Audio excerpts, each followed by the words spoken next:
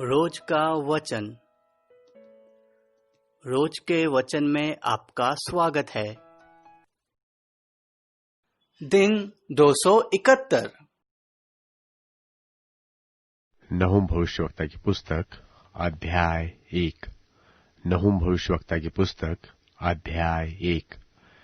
निन्वे के विषय में भारी वचन। एलकोशी नहूम के दर्शन की पुस्तक।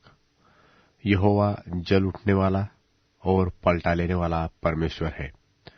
यहोवा पलटा लेने वाला और जलजलाहट करने वाला है। यहोवा अपने द्रोहियों से पलटा लेता है और अपने शत्रुओं का पाप नहीं भूलता। यहोवा विलंब से क्रोध करने वाला और बड़ा शक्तिमान है, और वह दोषी को किसी प्रकार निर्दोष न ठहराएगा। यहोवा बवंडर और आंधी में होकर चलता है, और बादल उसके पांव की धूलि है। उसके घुड़कने से महानद सूख जाते हैं और समुद्र भी निर्जल हो जाता है। बाशान और कर्मेल कुम्हलाते और लबानोन की हरियाली जाती रहती है।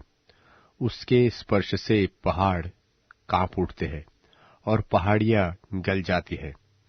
उसके प्रताप से पृथ्वी वरन सारा संसार अपने सब रहने वालों समेत थरथरा उठता है। उसके क्रोध का सामना कौन कर सकता है? और जब उसका क्रोध भड़कता है तब कौन ठहर सकता है? उसकी जलजलाहट आग की नाई भड़क जाती है, और चट्टानें उसकी शक्ति से फटफट कर गिरती है। यहोवा भला है, संकट के दिनों में वह दृढ़ गढ़ ठहरता है और अपने शरणागतों की सुधि रखता है। परंतु वह उमड़ती हुई धारा से उसके स्थान का अंत कर देगा और अपने शत्रुओं को खदेड़कर अंधकार में भगा देगा। तुम यहोवा के विरुद्ध क्या कल्पना कर रहे हो? वह तुम्हारा अंत कर देगा। विपत्ति दूसरी बार पड़ने न पाएगी, क्योंकि चाहे वे कांटों से उलझे हुए हो और मदिरा के नशे में चूर भी हो, तो भी वे सूखी खुंटी की नाई भस्म ही भस्म किए जाएंगे। तुझमें से एक निकला है जो यहोवा के विरुद्ध कुकल्पना करता और नीचता की युक्ति बांधता है। यहोवा यो कहता है कि चाहे वे सब प्रकार से सामर्थ्य हो और बहुत भी हो, तो भी पूरी रीति से काटे जाएंगे और वह शून्य हो जाएगा। मैंने तुझे दुख दिया तो है, परंतु फिर न दूंगा, क्योंकि अब मैं उसका जुआ तेरी गर्दन पर से उतार कर तोड़ डालूंगा और तेरा बंधन फाड़ डालूंगा। और यहोवा ने तेरे विषय में यह आज्ञा दी है कि आगे को तेरा वंश न चले। मैं तेरे देवालयों में से ढली और गढ़ी हुई मूर्तों को काट डालूंगा। मैं तेरे लिए कब्र खोदूंगा, क्योंकि तू नीच है। देखो, पहाड़ों पर शुभ समाचार का सुनाने वाला और शांति का प्रचार करने वाला आ रहा है। अब हे यहूदा, अपने पर्व मान और अपनी मन्नतें पूरी कर, क्योंकि वह ओछा फिर कभी तेरे बीच में होकर न चलेगा। वह पूरी रीति से नाश हुआ है।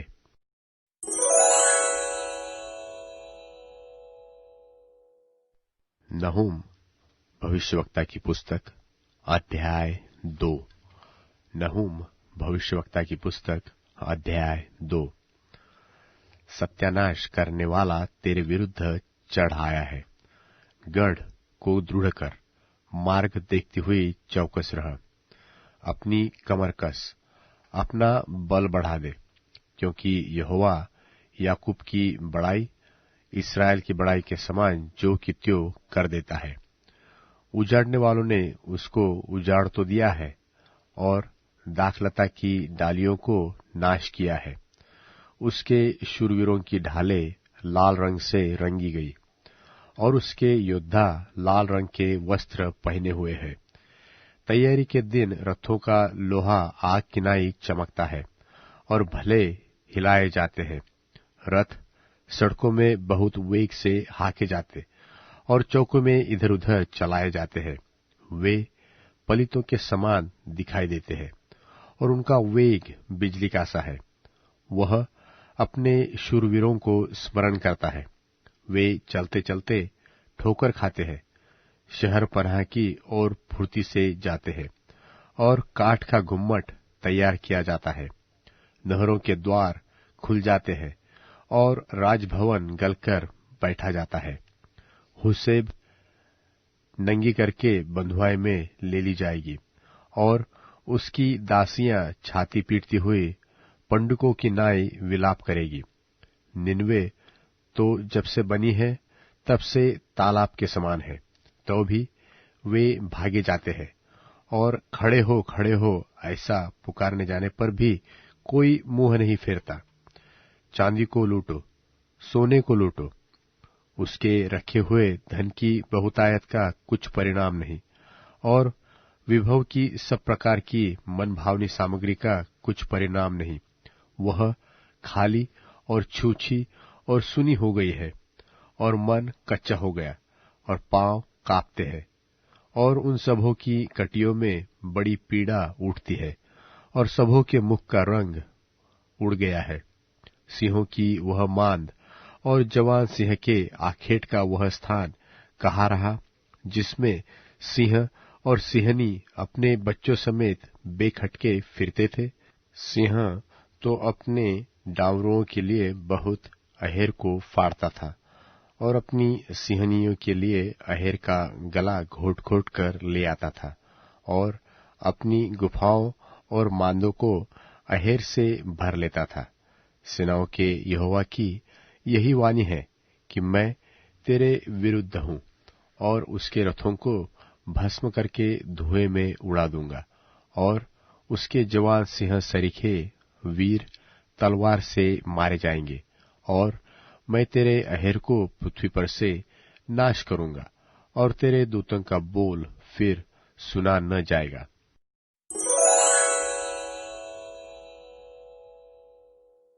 नहूम भविष्यवक्ता की पुस्तक अध्याय 3। नहूम भविष्यवक्ता की पुस्तक अध्याय 3। हाय उस हत्यारी नगरी पर, वह तो छल और लूट के धन से भरी हुई है। अहेर छूट नहीं जाते हैं, कोड़ों की फटकार और पहियों की घड़घड़ाहट हो रही है। घोड़े कूदते फांदते और रथ उछलते चलते हैं। सवार चढ़ाई करते, तलवारें और भाले बिजली की नाई चमकते हैं। मारेहों की बहुतायत और लोथों का बड़ा ढेर है। मुर्दों की कुछ गिनती नहीं, लोग मुर्दों से ठोकर खा खाकर चलते हैं। यह सब उस अति सुंदर वेश्या और निपुण टोनहीन के छिनाले की बहुतायत के कारण हुआ, जो छिनाले के द्वारा जाति जाति के लोगों को और टोने के द्वारा कुल कुल के लोगों को बेच डालती है। सेनाओं के यहोवा की यह वाणी है कि मैं तेरे विरुद्ध हूं और तेरे वस्त्र को उठाकर तुझे जाति जाति के सामने नंगी और राज राज्य के सामने नीचा दिखाऊंगा और मैं तुझ पर घिनौनी वस्तुएं फेंक कर तुझे तुच्छ कर दूंगा और सबसे तेरी हंसी कराऊंगा और जितने तुझे देखेंगे सब तेरे पास से भागकर कहेंगे, निनवे नाश हो गई, कौन उसके कारण विलाप करे? हम उसके लिए शांति देने वाला कहां से ढूंढ कर ले आए? क्या तू अम्मोन नगरी से बढ़कर है, जो नहरों के बीच बसी थी और उसके चारों ओर जल था और उसके किला और शहर बनाकर काम महानद देता था। कूश और मिस्री उसको अनगिनत बल देते थे।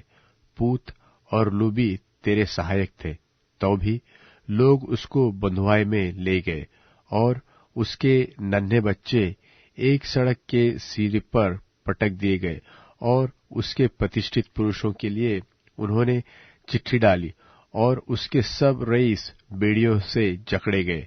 तू भी मतवाली होंगी, तू शून्य हो जाएगी, तू भी शत्रु के डर के मारे शरण का स्थान ढूंढेंगी। तेरे सब गढ़ ऐसे अंजीर के वृक्ष के समान होंगे जिनमें पहले पके अंजीर लगे हो। यदि वे हिलाए जाए तो फल खाने वाले के मुंह में गिरेंगे। देख, तेरे लोग जो तेरे बीच में हैं, वे स्त्रियां बन गई। तेरे देश में प्रवेश करने के मार्ग तेरे शत्रुओं के लिए बिल्कुल खुले पड़े हैं, और रुकावट की छड़ें आग के कवर हो गई है। घिर जाने के दिनों के लिए पानी भर ले और गढ़ों को अधिक दृढ़ कर। कीचड़ में आकर गारा लताड़ और भट्टे को सजा। वहां तू आग में भस्म होगी और तू तलवार से नाश हो जाएगी। वह एलेक नाम टिड्डी की नाई तुझे निगल जाएगी। यद्यपि कि तू अरबे नाम टिड्डी के समान अनगिनती हो भी जाए, तेरे व्यापारी आकाश के तारागण से भी अधिक अनगिनित हुए। टिड्डी चट करके उड़ जाती है। तेरे मुकुटधारी लोग टिड्डियों के समान और तेरे सेनापति टिड्डियों के दलों सरीखे ठहरेंगे, जो जाड़े के दिनों में बाड़ों पर टिकते हैं, परंतु जब सूर्य दिखाई देता है तब भाग जाते हैं और कोई नहीं जानता कि वे कहाँ गए। हे अश्शूर के राजा, तेरे ठहराए हुए चरवाहे ऊँघते हैं। तेरे शूरवीर भारी नींद में पड़ गए हैं। तेरी प्रजा पहाड़ों पर तितर बितर हो गई है और कोई उनको फिर इकट्ठे नहीं करता। तेरा घाव भर न सकेगा। तेरा रोग असाध्य है। जितने तेरा समाचार सुनेंगे वे तेरे ऊपर ताली बजाएंगे, क्योंकि ऐसा कौन है जिस पर लगातार तेरी दुष्टता का प्रभाव न पड़ा हो।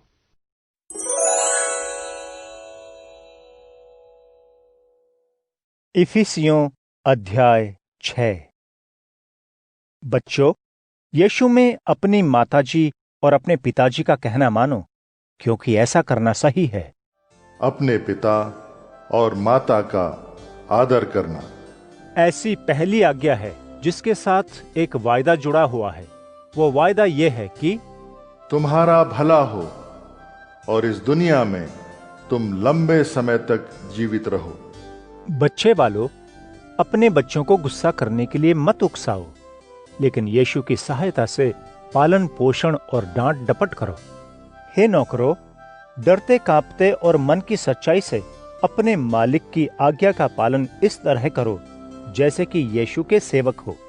तुम दिखाने या लोगों को खुश करने के लिए सेवा मत करो, लेकिन मसीह के गुलाम की तरह उन्हीं की सेवा समझकर दिल से परमेश्वर पिता की इच्छा पूरी करने के लिए सेवा करो, यह जानते हुए कि जो व्यक्ति भला करता है, वो चाहे नौकरी करता हो या खुद का व्यवसाय चला रहा हो, उसे यीशु मेहनताना देंगे। मालिकों, तुम अपने नौकरों को धमकी मत दो, उनके साथ भला व्यवहार करो। यह जान लो कि तुम्हारे मालिक परमेश्वर स्वर्ग में हैं और वे किसी का पक्षपात नहीं करते हैं। अंत में मेरे भाइयों, प्रभु में और उनकी शक्ति के प्रभाव से मजबूत होते जाओ।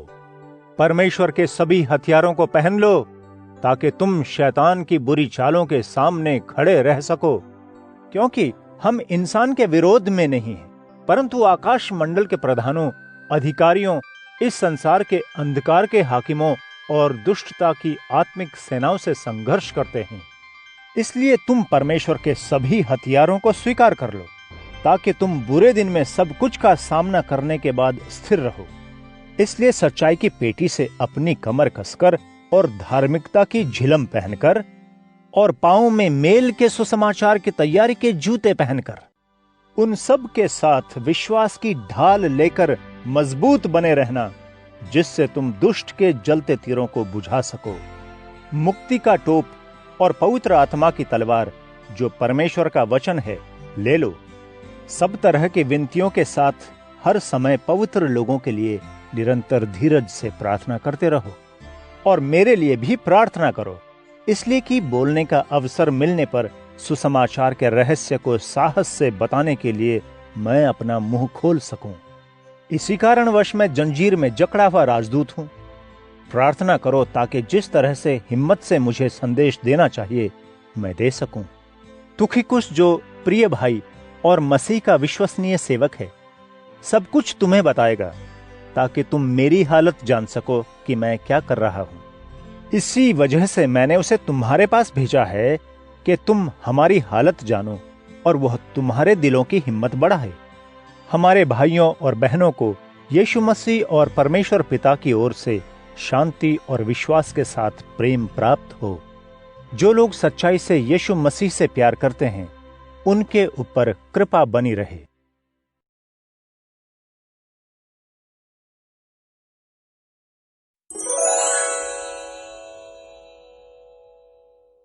अध्याय 114। निर्गमन काल में प्रभु के आश्चर्यपूर्ण काम। जब इस्राएली मिस्र देश से याकूब के वंशज विदेशी भाषा भाषियों के पास से निकल आए, तब यहूदा प्रदेश प्रभु का पवित्र स्थान बन गया। इस्राएली प्रदेश उसका राज्य हो गया। सागर यह देखकर भागा, यरदन नदी उल्टी बहने लगी, पर्वत मेढ़ों के सदृश और पहाड़ियां मेमनों के समान उछलने लगी। ओ सागर, तुझे क्या हुआ कि तू भागा? ओ यरदन नदी, तू क्यों उल्टी बहने लगी? ओ पर्वतों, तुम मेढ़ों के सदृश, ओ पहाड़ियों, तुम मेमनों के समान क्यों उछलने लगे? ओ पृथ्वी, स्वामी की उपस्थिति से, याकूब के परमेश्वर की उपस्थिति से कांप उठा। प्रभु चट्टान को जलाशय में, पथरीली भूमि को जल स्रोत में बदल देता है।